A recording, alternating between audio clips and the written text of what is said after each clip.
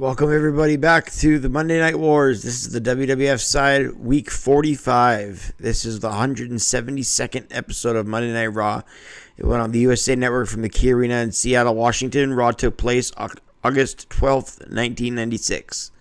Ratings were for this Raw 2.0 and for Nitro a 3.3. So the WCW wins the rating war for the ninth week in a row, and this time by a full 1.3 points.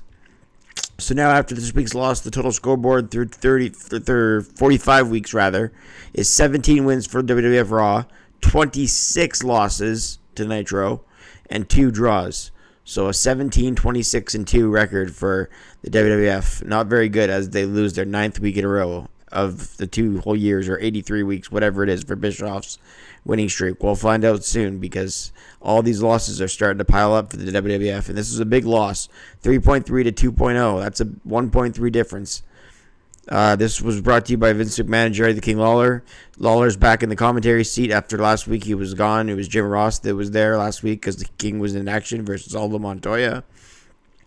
They begin the show with showing Ahmed Johnson having his ruptured kidneys and his internal bleeding by the attack from Farouk.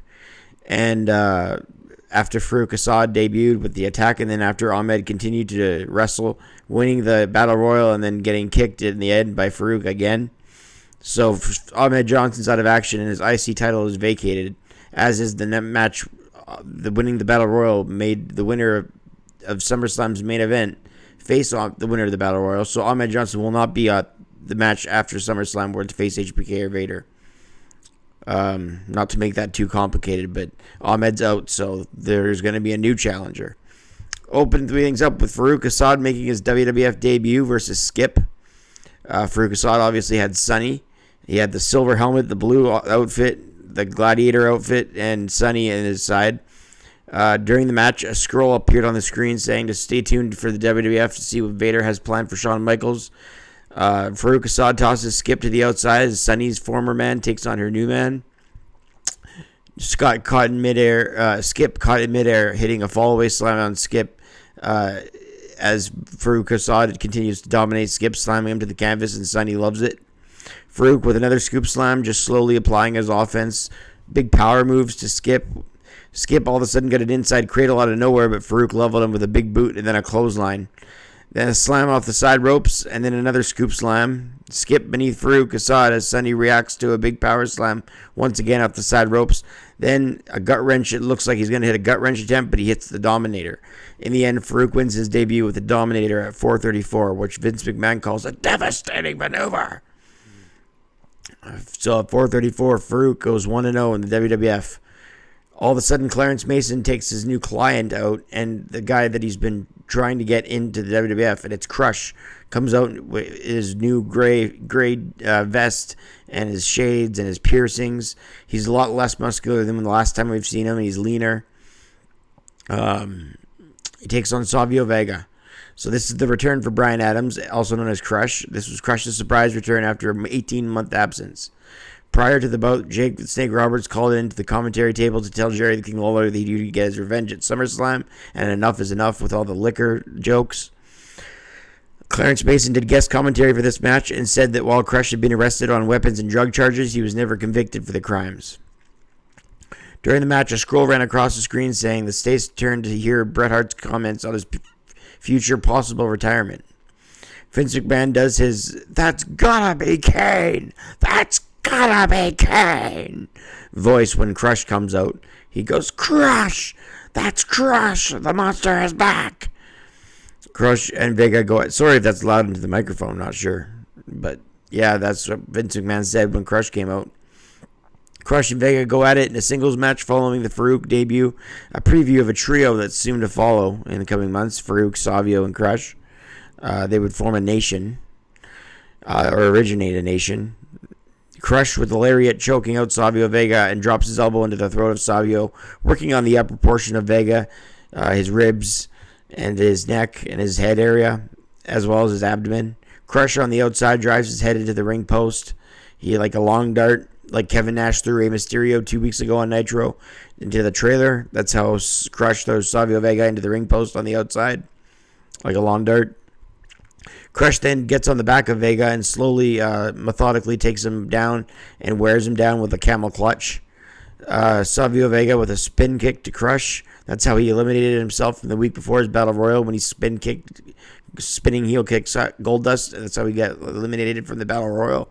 That's what he did to Crush, but Crush kicked out. Crush continued to hit power moves, and then he ended up winning with a full Nelson submission at 7:16. I rated the match 2 stars between Crush and Savio Vega. Next up, Henry and Phineas Godwin with Hillbilly Jim take on TL Hopper and Who. Yeah, the guy's name was Who. He wrestled at a yellow mask. During the bout, Bob Backlund briefly joined the commentary team and said he was planning to bring someone into the WWF to be WWF champion and act as a better role model than Shawn Michaels. After Backlund left ringside, McMahon spoke with the WWF president Gorilla Monsoon about the WWF IC title, with Monsoon saying the title was now vacant and a tournament would begin the following week to determine the new champion. Phineas Godwin scoop slammed TL Hopper, who was Daisy, and then got a headbutt by Phineas I. Godwin. Henry L. Godwin and Phineas I. Godwin against The Who and TL Hopper. I'm not sure if he's named The Who. His name is just Who. The Who is a band.